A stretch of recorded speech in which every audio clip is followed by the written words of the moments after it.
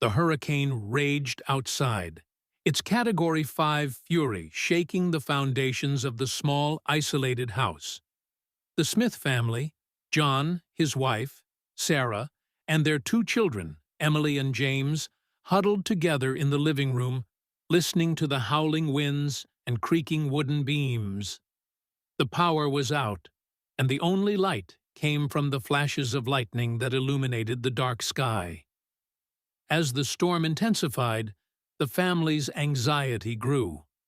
They had prepared for the worst, boarding up windows and stocking up on supplies, but nothing could have prepared them for the terror that lurked in the shadows. At first, it started with small things. A door creaked open on its own, and a vase shattered on the floor. The family dismissed it as the storm's mischief, but as the night wore on, the occurrences grew more frequent and more sinister.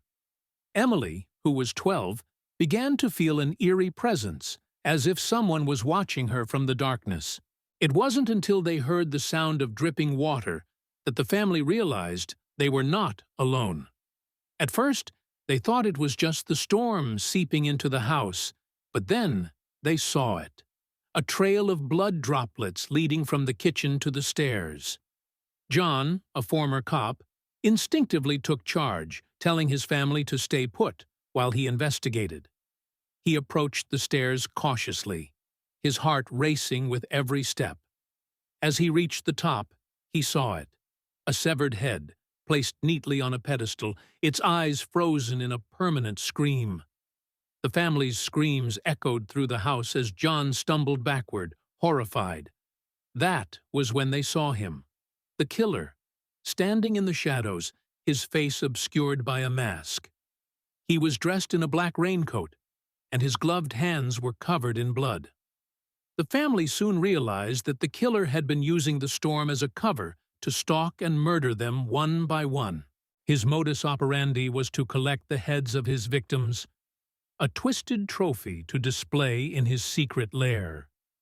As the night wore on, the family fought for survival, desperate to outsmart the killer and escape the house. But with every passing minute, the storm raging outside seemed to intensify, as if it too was a participant in the carnage. In the end, only one of them would survive, scarred forever by the horrors they witnessed that night. The others would become mere trophies, their heads added to the killer's gruesome collection, their faces frozen in terror, a testament to the fear of disfigurement that lurked within us all.